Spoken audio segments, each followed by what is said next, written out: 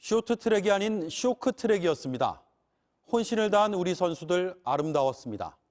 결승선까지 올림픽 정신을 지켜냈습니다. 그 정신을 망가뜨린 건 판정이었습니다. 시민들, 그리고 동료들은 함께 분노했습니다.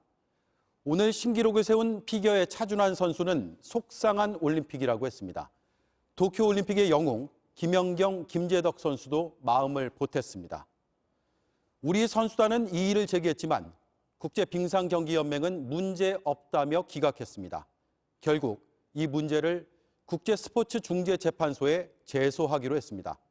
황상무 국민의힘 언론기획단장은 특정 언론사의 좌편향의 낙인을 찍으며 명예를 훼손했습니다. 비판이 쏟아지자 결국 몇 줄의 사과문을 올렸습니다. 하지만 내뱉은 말을 온전히 다 주워 담기 어렵다는 건 대한민국의 공영방송의 메인 뉴스 앵커까지 했던 황 단장이 누구보다 잘 알고 있을 겁니다. 국민의힘이 그리고 윤석열 후보가 이 사태에 대해 어떻게 할 건지가 궁금합니다. 그런데 저희 취재진에 따르면 여전히 미온적이라고 합니다. 최수영 기자입니다. 국민의힘 황상무 선대본부 언론전략기획단장이 JTBC와 한국기자협회가 좌편향이라고 한 발언에 대해 사과했습니다. 황 단장은 어젯밤 소셜미디어에 글을 올려 지난 주말 토론회 실무 협상 과정에 있었던 저의 발언과 글에 대해 정중하게 사과한다고 했습니다. 한국기자협회와 JTBC가 편향적이라고 하고 페이스북에서도 다시 한번 거론한 것은 도가 지나쳤음을 인정한다면서 앞으로 재발 방지를 위해 노력하고 주의하겠다고 했습니다. 그러면서 한국기자협회와 JTBC 선후배에게 사과한다고 덧붙였습니다.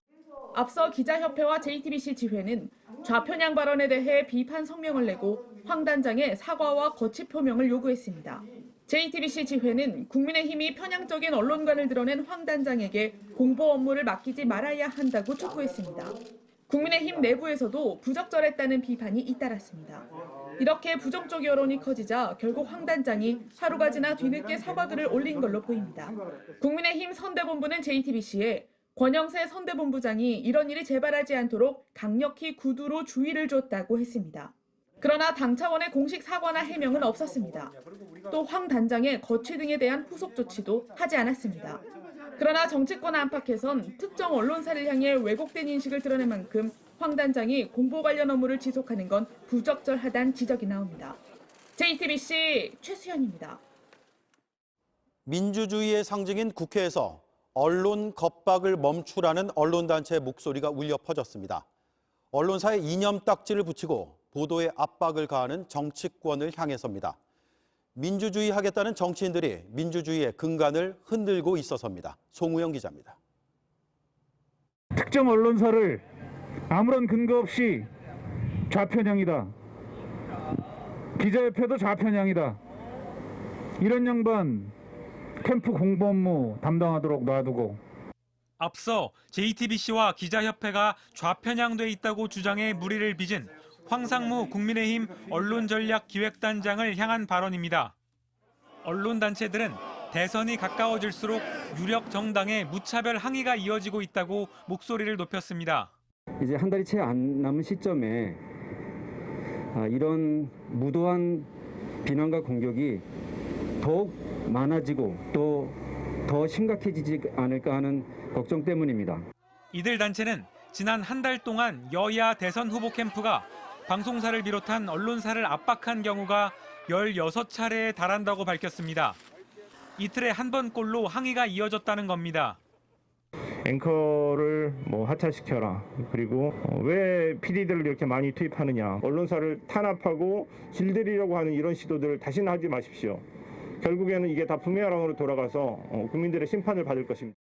최근 진행하던 PD가 교체된 라디오 프로그램을 두고는 부당한 정치권의 공격으로 인한 방송 독립 침해라는 주장도 나왔습니다. 언론단체들은 남은 대선 기간 동안 언론에 대한 부당한 압력과 협박을 중단해달라고 입을 모았습니다.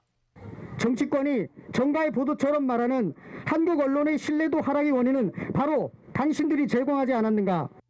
JTBC 송우영입니다. 확진자 급증으로 대선 당일의 시간표도 달라질 것 같습니다. 투표 마감을 6시에서 9시로 연장하고 그 3시간 동안은 확진자와 격리자만 투표할 수 있게 여야가 법을 고칠 예정입니다. 김필중 기자입니다. 20대 대선 사전투표일은 다음 달 4일과 5일입니다. 사전투표일 전에 코로나에 걸리거나 격리 중인 사람은 생활치료센터로 이동해 이곳에 설치된 특별 사전투표소에서 투표가 가능합니다. 사전투표의 경우엔 주소지와 상관없이 어디서든 투표할 수 있기 때문입니다. 문제는 사전투표일 이후 투표 당일까지 코로나에 걸리거나 격리가 시작된 사람들입니다. 투표장에 가지 못하는데 우편투표 신고도 끝난 상황이라 현행법상 투표할 길이 없습니다. 사실상 현장 투표밖에는 답이 없는 겁니다. 이에 따라 여야는 투표 시간을 연장하는 개정안을 준비하고 있습니다. 현재 오후 6시까지인 투표 시간을 밤 9시로 늘리는데 연장된 3시간 동안은 확진자와 격리자만 투표가 가능하게 한다는 겁니다. 이외에도 서면으로만 신고할 수 있는 우편투표 신고를 온라인으로도 가능하게 하는 방안도 거론되고 있습니다. 이를 위해 여야는 내일 국회 정치개혁특별위원회를 열어 투표 시간을 연장하는 취지의 공직선거법 개정안을 논의할 예정입니다. 문제는 개표입니다. 투표 시간이 길어지면서 투표함을 여는 시간도 오후 6시에서 9시로 미뤄지게 됩니다. 따라서 방송사의 출구조사 발표도 늦어지면서 당선자 윤곽도 밤 9시 이후에야 드러날 것으로 보입니다. JTBC 김필준입니다. 네, 대선 당일 JTBC는 자체적으로 출구 조사를 합니다. 각 투표소의 정치 성향과 인구 특성을 고려해 더 빠르고 더 정확한 당선 예측 결과를 전해드리겠습니다. 최규진 기자입니다. JTBC 출구조사는 대선 당일 전국에서 동시에 진행됩니다. 이때 표본으로 선택한 투표소가 어디냐에 따라 정확도를 더 높일 수 있습니다. 과거엔 최종 개표 결과와 가장 유사한 지역을 대표로 선택했습니다. JTBC 출구조사에선 각 투표소의 정치 성향과 특징까지 고려합니다. 투표의 성격에 따라서 어떤 지역은 진보 정당의 투표를 기준으로, 어떤 지역은 보수 정당의 투표를 기준으로 해서 가장 많이 득표를 한 투표구부터 그렇지 않은 투표구까지 쭉 정렬을 시켜놓고 이 안에서 저희들이 체계적으로 추출하는 방식입니다. 선거 당일 출구조사에 포함되지 않는 사전투표자의 인구 통계학적 특성도 더 체계적으로 분석합니다. 정치학과 통계학 전문가로 구성된 JTBC 선거 자문단과 함께 여론조사 공표 금지 기간 동안 심층 추적 조사가 이뤄집니다. 성별과 세대에 따른 후보자 선택 이유 등 선거 막판에 움직이는 표심까지 분석할 수 있는 겁니다. 유권자들 입장에서는 자신의 선택이 대한민국의 이 선거 결과에 어떠한 영향을 미쳤는가 굉장히 궁금하거든요. 그런 것들을 유권자들한테 신속하고 정확하게 보도해 줄 수 있는 게 출구조사라는 특징이 있는 거죠. JTBC 최규진입니다. 강한 부정은 긍정일지 아니라고 하면 정말 아닌 건지 아직도 모르겠습니다. 후보 단일화 얘기입니다. 안철수 후보 쪽은 가능성이 제로라지만 윤석열 후보는 DJP 연합까지 거론했습니다. 대선 후보 등록 그 1차 시한이 다음 주 월요일로 다가왔습니다. 수면 위로 드러나는 건 없고 신경전은 벌어지고 있습니다. 먼저 김소형 기자입니다. 관훈클럽 토론회에 참석한 안철수 후보. 단일화 질문이 꼬리를 물자 이렇게 답했습니다. 저는 어떤 제안도 받은 적 없습니다. 제가 왜 그런데 그런 것에 대해서 고민을 하겠습니까? 국민의힘 일각의 단일화 반대 목소리를 겨냥해 그 당 내부에서 합의되지 않았는데 어떤 제안이 나올 수 있겠냐고도 되물었습니다. 정치권에선 후보 등록 마지막 날인 이달 14일을 1차 시한으로 투표용지 인쇄 하루 전인 27일을 2차 시한으로 보고 있습니다. 이준석 국민의힘 대표는 여론조사 방식은 맞지 않고 안 후보가 결단해야 한다고 주장했습니다. 이번 주 금요일 이전에, 그러니까 주말 이전에 아마 어떤 정치적인 판단들을 해야 되지 않을까. 국민의당은 단일화 가능성이 0%란 입장입니다. 닥치고 정권교체, 윤석열로 무조건 정권교체인데 안철수 후보가 어떻게 만날 수가 있겠습니까?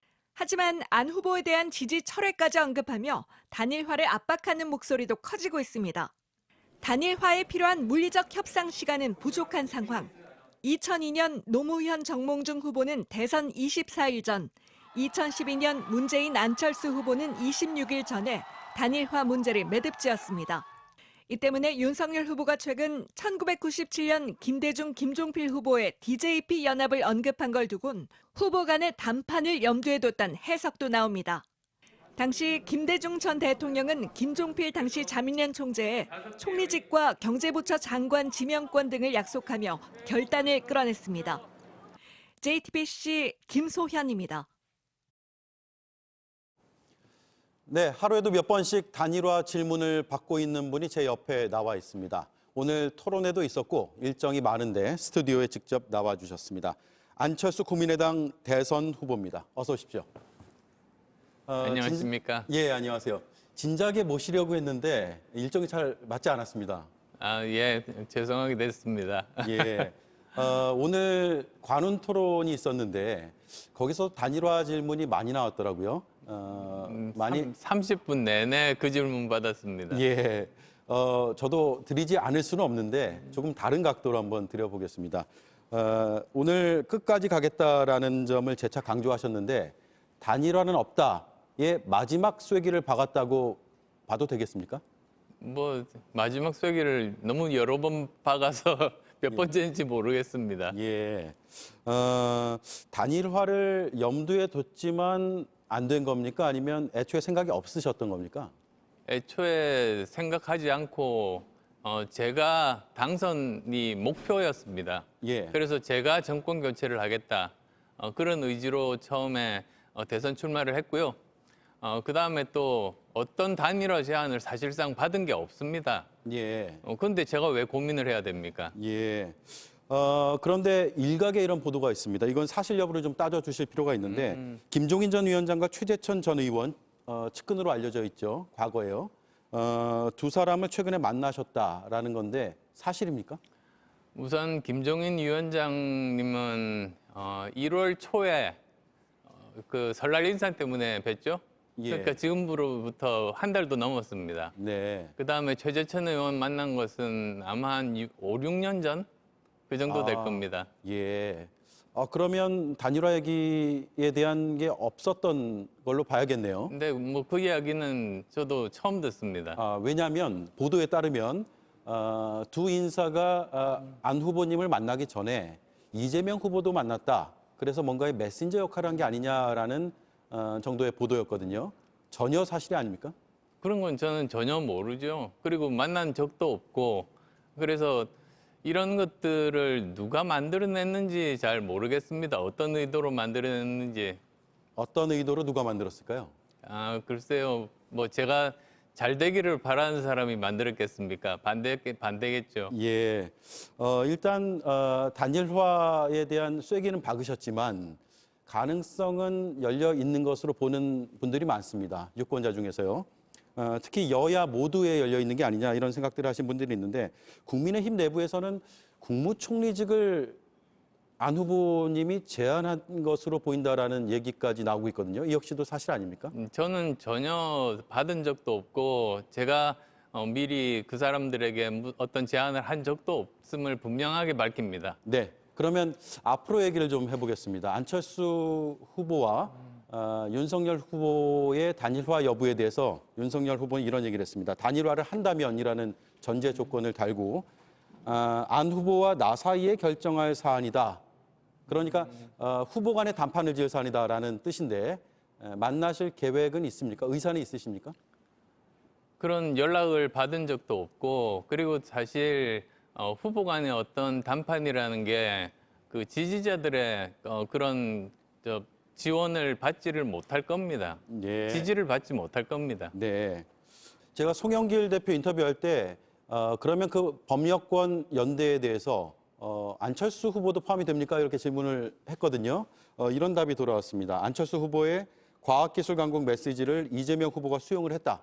그래서 과학기술 부총리 도입 등을 공약했다라는 건데 이런 부총리 안 후보님을 염두에 두고 한 발언으로 저는 읽혔거든요. 글쎄요, 저는 그렇게 보지는 않는 것이 예. 워낙에 제 공약을 많이 베꼈습니다. 예. 근데 뭐 좋죠. 제가 생각하는 올바른 방향에 대해서 그 큰 기득권 정당이 동의를 해준 것 아니겠습니까? 그래서 과학기술이 정말로 중요하다는 걸 국민들께 다시 각인시켰다는 의미로 저는 받아들입니다. 예.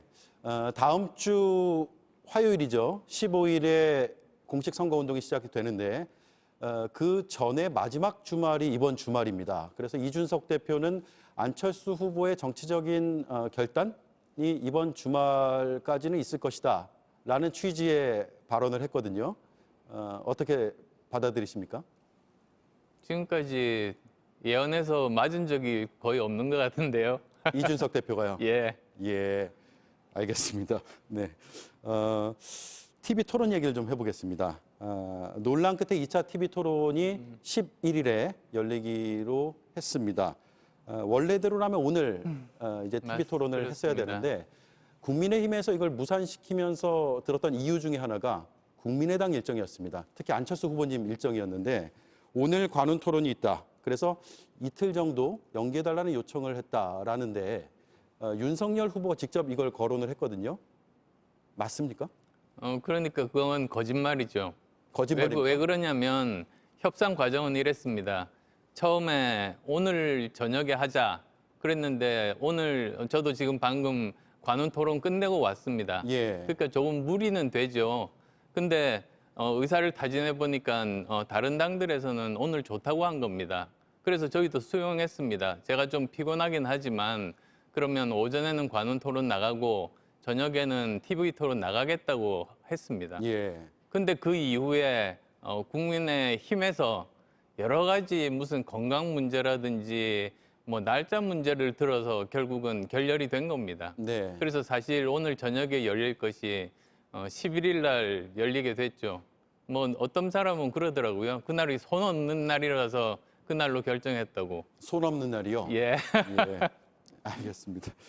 지난 1차 TV 토론에서 안철수 후보님이 연금 개혁의 필요성에 대한 공감을 이끌어냈습니다. 후보 간에 뭐 약속도 하자 이런 말씀도 하셨는데 지난 1차 토론을 한번 평가해 보신다면요?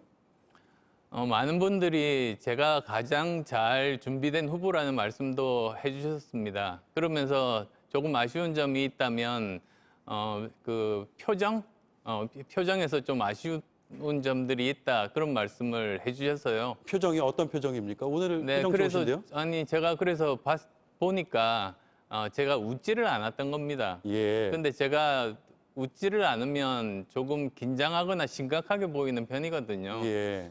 그래서 다음부터는 그냥 마음 편하게 웃고 해야겠다 생각을 했습니다. 네, 그날 긴장은 안 하셨는데 일부러 안 웃으신 겁니까? 네, 그럼 뭐 웃는 게 그렇게 적절해 보이지는 않았었는데 지금 생각해 보니까 차라리 웃는 게 나았겠다 싶습니다. 예. 네. 2차 토론의 상대 후보들하고 이제 토론을 하실 텐데 특히 이재명, 윤석열 두 후보 어떤 점을 포인트로 잡고 검증을 하실 계획이십니까?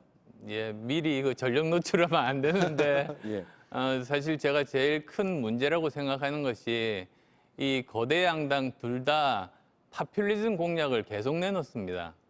그래서 사실 한 후보는 거의 200조 가량이 더 필요하고 또 한 후보는 거의 아마 1000조 가량이 더 필요한 이런 정도의 공약을 내놓는데 네. 현실성이 없지 않습니까? 네. 그래서 그런 부분들에 대해서 좀 꼬치꼬치 따질 예정입니다. 네.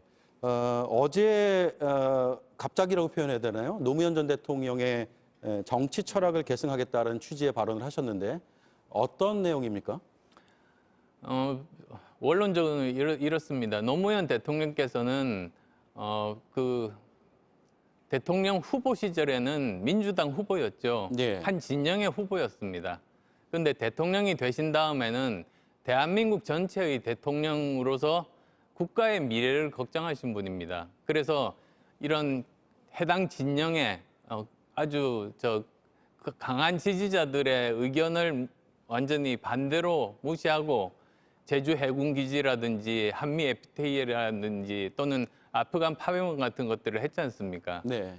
저는 그런 점을 정말로 높이 삽니다. 사실 일단 대통령이 되면 대통령은 한 진영의 자산이 되면 안 됩니다. 예. 대한민국 전체의 자산이 되어야 되지 않습니까? 그리고 그게 지금 제가 추구하는 방향과 일치합니다.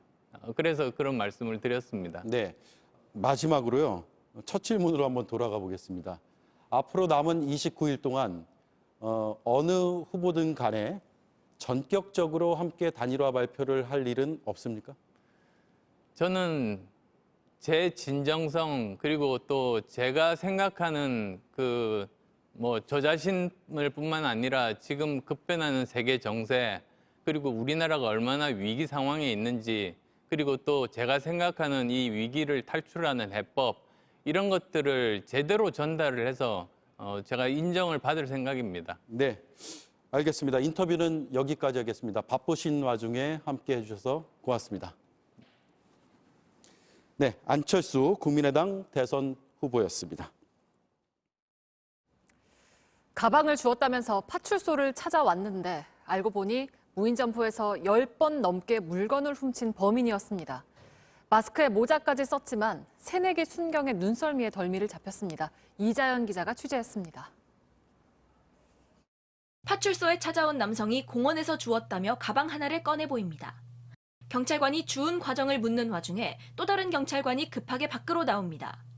남성의 얼굴을 유심히 살피더니 모자를 벗어달라고 요구합니다. 이어 신분증도 확인합니다. 안에 잠시 들어가자고 하자 남성은 머뭇거리며 뒷걸음질을 합니다. 뭔가 당황하는 모습을 보여서 저희도 한 번 더 확인을 해보니 저희가 추적하는 절도범의 인상착의와 유사한 부분이 있어서 좀 더 확신을 가질 수 있었던 것 같습니다. 알고 보니 파출소에 온 40대 A씨는 지난해 12월 무인점포에서 벌어진 절도 사건의 범인이었습니다. 범행이 담긴 CCTV 화면을 인쇄해 눈에 익혀온 9개월차 신임 순경에게 덜미를 잡힌 겁니다. 그때 당시 의복과 지금 있었던 후드 집업의 의복과 유사하여서 좀 더 면밀하게 확인할 수 있었습니다. 더욱이 백순경은 지난해 10월에도 A씨를 붙잡은 경험이 있습니다. A씨가 파출소에 왔을 때는 백순경이 근무 교대를 하고 막 퇴근하려던 차였습니다. 절도 사실을 한 적이 없었다고 부인하였습니다만 CCTV 영상과 사진을 보여주자 인정하여가지고 A씨는 모두 합해 15차례에 걸쳐 무인점포에서 물건을 훔쳐온 것으로 조사됐습니다. 서울구로경찰서는 배가 고파서 물건을 훔쳤다고 진술했다며 피해 금액도 크지 않아서 불구속 상태로 수사하고 있다고 밝혔습니다. JTBC 이자연입니다. 멧돼지를 잡는 사냥개 3마리가 우리에서 탈출해서 길 가던 80대 할머니를 공격했습니다. 뼈가 드러날 정도로 크게 다친 할머니는 병원에서 치료를 받고 있습니다. 조승현 기자가 취재했습니다. 벽에 기대 서 있는 할머니에게 개 3마리가 달려듭니다. 할머니를 쓰러뜨리고 온몸 곳곳을 맹렬하게 물어뜯습니다. 공격은 2분 가까이 이어졌습니다. 개가 달려들었는지 몰라. 그냥 이제 여기 섰는데 뒤에서 갑자기 벌떡 잡아들이 제껴 놓더라니까. 할머니에게 덤벼든 개는 이웃집에서 키우던 멧돼지 잡는 사냥개였습니다. 사냥개 3마리는 우리를 탈출해서 이곳 도로로 나왔습니다. 그리고 때마침 산책을 나와 있던 할머니를 발견하고 그대로 공격했습니다. 사냥개는 땅을 파서 우리를 빠져나온 걸로 보입니다. 이렇게 탈출한 건 이번이 처음이 아닙니다. 저 사람이 어디 갔을 때는 조금 뛰쳐나올 때 있었어. 그래서 내가 또 전화도 걸어주고 그랬어. 개가 나갔으니까 빨리 가서 해라 그래. 그 가서 지원을. 할머니는 뼈가 훤히 보일 정도로 심한 상처를 입었습니다. 서울의 전문병원에서 피부 이식과 봉합 수술을 받았습니다. 45일 동안 입원했습니다. 할머니 가족은 사고 직후 사과하고 보상하겠다던 견주가 갑자기 태도를 바꿨다고 주장합니다. 자기는 처음에 할 도리를 다 했고 합의 제시도 했는데 너네가 안 받아들인 거다. 그렇기 때문에 자기는 이렇게 해도 된다. 이런 식의 입장이세요, 지금. 견주는 피해 할머니에게 진심으로 사과했지만 요구하는 합의금을 받아들이기 어렵다는 입장입니다. 당시 할머니를 공격한 사냥개들은 견주가 안락사시켰습니다. 하지만 아직 3마리가 더 남아 있습니다. 나왔다 하면은 사고 나도 있더나 이런 생각도 했지. 개가 너무 크니까. 경찰은 견주를 과실치상 혐의로 입건해 조사하고 있습니다.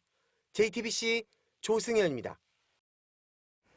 어제 경북 김천에선 중앙선을 넘어 달리던 승용차가 신호를 기다리던 차 넉 대를 잇따라 들이받았습니다. 승용차에 타고 있던 3명 모두 숨졌습니다. 윤재열 기자입니다. 사고가 난 차량 문이 열리지 않자 사람을 구조하는데 애를 먹습니다. 차량에 들것을 넣어 안에 있던 사람을 구조합니다. 차량 앞부분이 사라질 만큼 충격은 컸습니다. 뒷좌석 옆문까지 크게 찌그러졌습니다.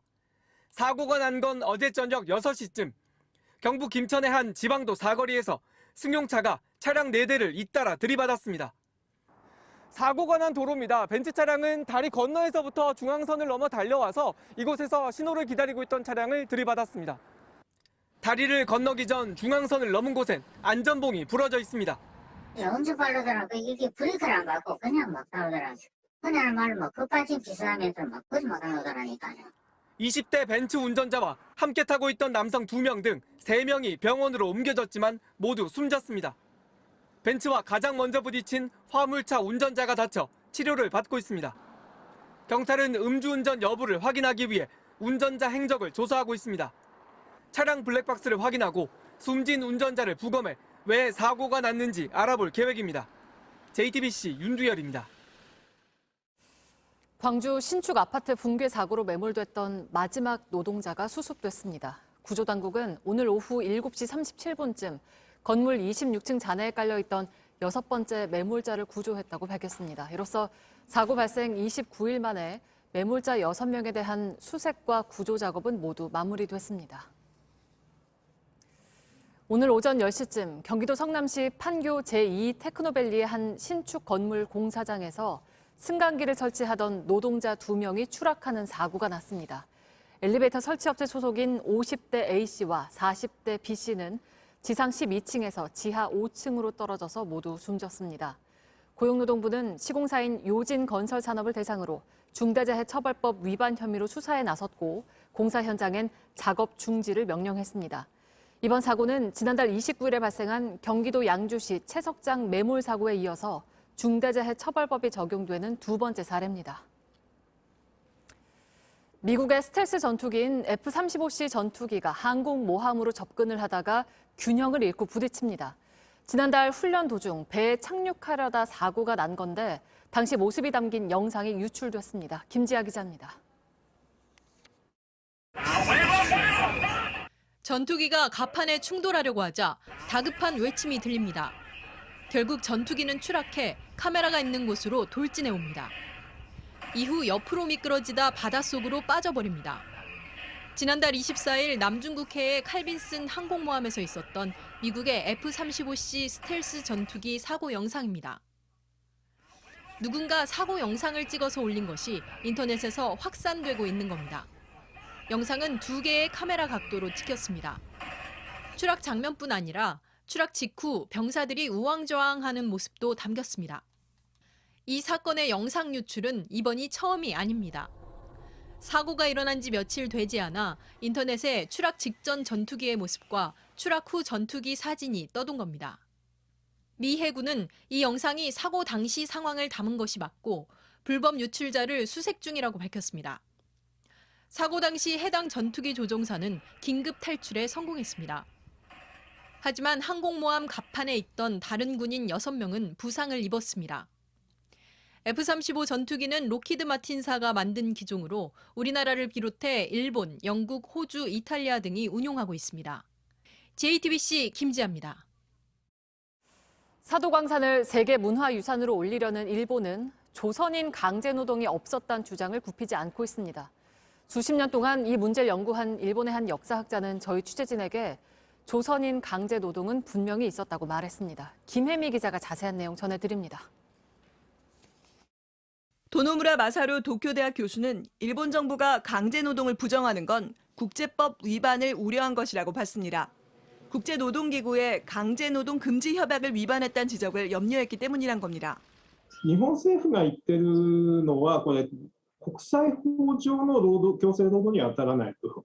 1999年に、97年からILO で問題になっていて、これは慰安婦の問題も含む話なんですけど、戦時中の朝鮮人の強制労働に。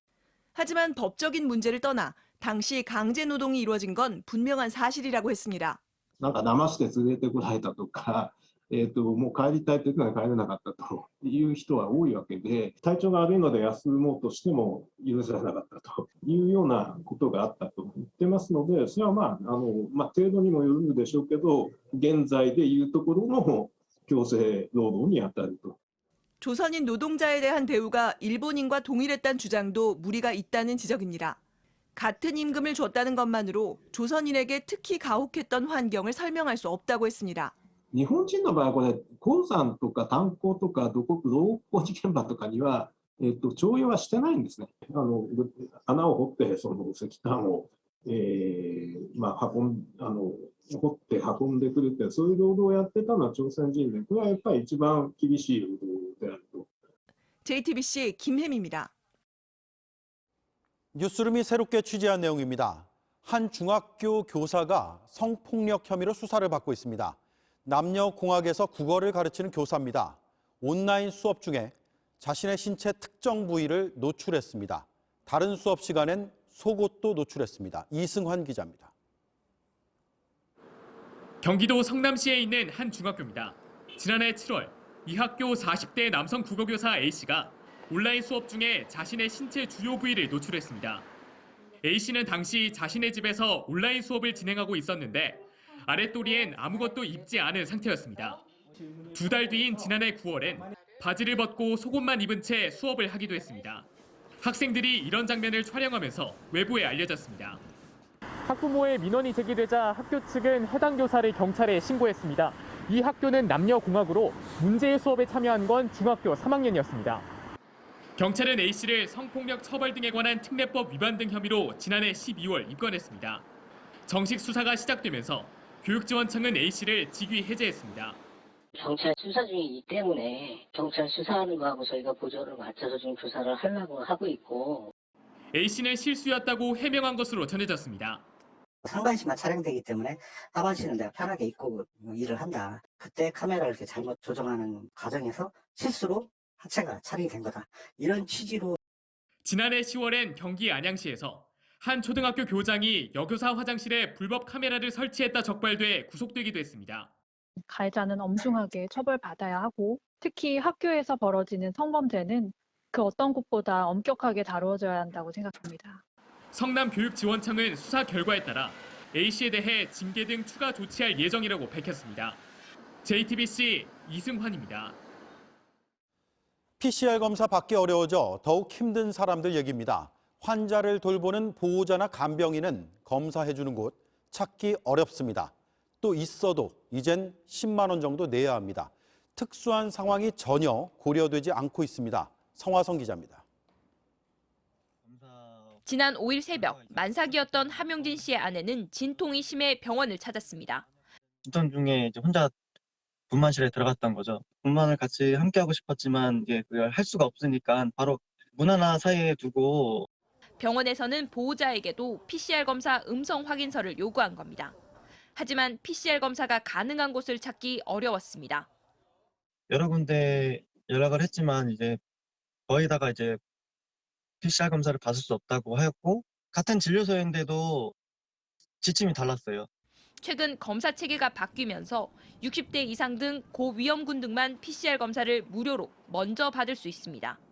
환자의 보호자와 간병인은 빠졌습니다. 이들은 의료기관에서만 검사가 가능합니다. 이때 한 번에 8만 원에서 많게는 12만 원을 내야 검사를 받을 수 있습니다. 비용도 너무 제각각이고 저희가 전화해봐야 되고 그리고 일요일 주말에 하는 곳이 없어요. 그 검사 비용조차도 저희한테 청구하신다는 게 불합리하기 때문에. 특히 오랜 기간 항암 치료를 받아야 하는 환자는 보호자와 간병인의 비용 부담이 더 커질 수밖에 없습니다. 청와대 국민청원 게시판에는 한 췌장암 환자의 보호자가 2주에 한 번씩 한 달이면 20만 원, 1년이면 240만 원을 PCR 검사 비용으로 지불해야 한다며 경제적 어려움을 호소했습니다. 정부는 보호자와 간병인의 부담을 낮추기 위한 방안을 검토 중이라고 밝혔습니다. JTBC 성화선입니다.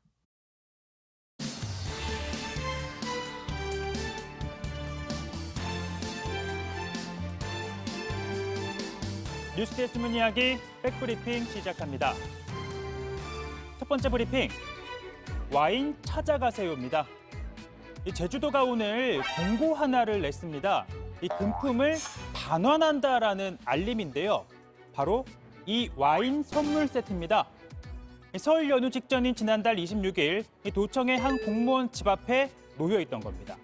이 명절을 앞두고 이렇게 주고받는 선물, 이곳에서 자주 볼 수 있죠. 지난달 말 국회의원회관입니다. 네, 이 주인을 기다리는 택배 상자가 이 산더미처럼 쌓여 있는데요. 자, 이런 거 청탁금지법, 일명 이 김영란법에 저촉되는 거 아니야 하겠지만 지난해 말 특별히 또 법이 바뀌기도 했었죠. 청탁금지법상 수수가 허용되는 선물 가액의 범위를 농수산물 및 농수산 가공품을 대상으로 설날 및 추석 기간에 한정하여 현행 규정에 비해 2배로 상향하려는 것입니다. 이 명절 기간엔 공직자들이 받을 수 있는 선물 금액 20만 원까지 늘어났습니다. 자, 그리고 이 와인 세트, 이건 5만 원 상당이라고 합니다. 이 국회 로비에 쌓인 선물들과 한번 비교해 보면 뭐 이 정도는 받아도 되는 거 아니야? 하시겠지만 이 공무원 행동 강령 등에 따르면요, 업무상 밀접하게 연관된 사람이 준 거면 이 금액과는 상관없이 받을 수 없고 받았다고 하더라도 곧바로 돌려줘야 합니다. 당장 지난해 추석 때 건설업자로부터 이 고가의 전복 세트를 받은 김포시 의원들이 입건됐죠. 이 뒤늦게 김포시 공무원 2명도 이걸 받은 것으로 드러나 지금 조사를 받고 있습니다. 자, 앞서 보신 이 와인, 누가 가져다 놓은 건지 알 수가 없어서 이 도에 신고를 한 건데요. 이 제주도 클린신고센터 관계자, 이 인허가를 신청하는 등 업무상 밀접도가 높은 사람일 가능성이 있다고 밝혔습니다. 자, 이렇게 공지를 띄우면 선물을 보낸 사람이 왜 줬는지 소명을 하고 이걸 찾아가야 하는데 그럴 가능성은 낮아 보이죠. 자, 이게 90일이 지나면 도에 귀속이 되고 사회복지단체 등에 기부가 된다고 합니다. 이 정도는 나 하나쯤은 괜찮지 않을까 하는 생각보다는요, 이 직무와 관련된 공직자와는 주지도 또 받지도 말지 않은 법의 취지를 나부터 실천해 나가는 게 청렴한 사회를 만드는 지름길 아닐까요? 다음 브리핑은요, I will survive입니다. 우리말로 하면 끝내 살아남을 테다, 이 정도일까요? 이 코로나19로 봉쇄령이 내려졌을 때 이 관저에서 술 파티를 벌였다는 이른바 이 파티게이트에 휩싸인 보리스 존슨 영국 총리. 온 국민은 집에만 있어야 했지만 이 관저에 와인 냉장고가 배달되는 장면이 포착이 됐고, 또 총리 비서가 직원들에게 이 각자 마실 술을 들고 오라고 보낸 이메일도 공개됐습니다. 여야 할 것 없이 사퇴를 압박하고 있는데요. You have sat there too long for all the good you have done. In the name of God, go. What everyone knew, that when the whole country was locked down, he was hosting boozy parties in Downing Street. Yes. Is he now going to do the decent thing and resign? 이런 상황에다 최근 총리실 측근들도 대거 이 사표를 쓰면서 입지는 더욱 좁아졌습니다. 하지만 존슨 총리는요, 이 공석이 된 총리실 커뮤니케이션 국장 후임을 곧바로 임명하면서 이 사임 요구에 맞서기 위한 전열을 정비하고 있는데요. 이 신임 커뮤니케이션 국장은요, 총리에게 살아남을 건가요? 라고 물었더니 이 존슨 총리 직접 이 노래를 부르면서 답했다고 합니다. 이 말은 곧 총리직을 유지하겠다는 강한 의지를 노래로 내비친 건데요. 사실 이 노래 우리에겐 이 번안곡으로 더 잘 알려져 있죠.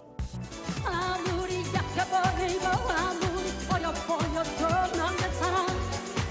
나는 술을 안 괜찮아.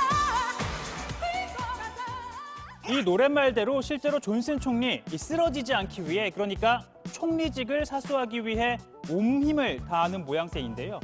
떠나간 민심을 되돌리기 위해 방역 패스와 인원 제한 등 규제를 전면 풀었습니다. 하지만 이미 여당 내에서도 불신임 요구가 나오는 마당에 오는 5월 이 선거에서 재집권, 일종의 서바이브 할 수 있을까요? 오늘 백브리핑은 여기까지입니다.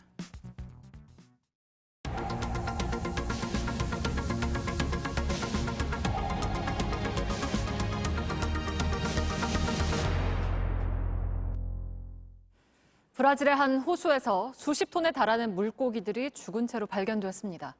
기후 변화로 인한 가뭄과 무더운 날씨 탓입니다. 신진 기자입니다. 죽은 물고기들이 물에 떠 있습니다. 브라질의 한 국립공원, 한때 물고기 호수라고 불렸던 곳입니다. 가뭄과 폭염으로 물고기 20톤이 떼죽음을 당한 겁니다. E estamos passando por uma estiagem, né? Uma seca aí que está judiando bem do pescador, né? E não só do pescador, mas todo o ecossistema, né? Que tivemos uma perda muito grande aí de tudo, né? 브라질을 포함해 남미는 지난해부터 극심한 가뭄에 시달리고 있습니다. 남미의 세 나라를 관통하는 파라나강 수위가 배가 다니지 못할 정도로 낮아지면서 한때 해상 무역이 마비되기도 했습니다. 원인은 기후변화로 인한 폭염과 가뭄입니다. 농작물 생산량이 크게 줄고 물가는 살인적으로 올랐습니다. Essa soja aqui nessa época aqui tinha que estar no mínimo 50 centímetros de altura. E agora deu para ver aí que está 20 centímetros, tem os pés nem isso, né? Então é certo que não vai produzir nada. 전문가들은 올해도 이상기후가 이어지면서 남미 경제에 타격이 클 수 있다고 우려했습니다. JTBC 신진입니다. 네, 내일은 오늘보다 기온이 조금 더 오르겠습니다. 전국의 아침 기온은 영하 11도에서 영상 2도, 낮 기온은 영상 4도에서 11도를 보이겠습니다. 서쪽 지역을 중심으로는 미세먼지가 짙어지겠습니다. 특히 경기 남부와 충남을 중심으로 미세먼지 농도가 온종일 나쁨 수준일 거란 예보입니다. 공정함이 무너지면 그 피해와 충격이 얼마나 크게 돌아오는지 이번에 새삼 느꼈습니다. 꼭 스포츠만의 문제는 아닐 겁니다. 뉴스룸 내일도 잘 준비해 놓겠습니다. 고맙습니다.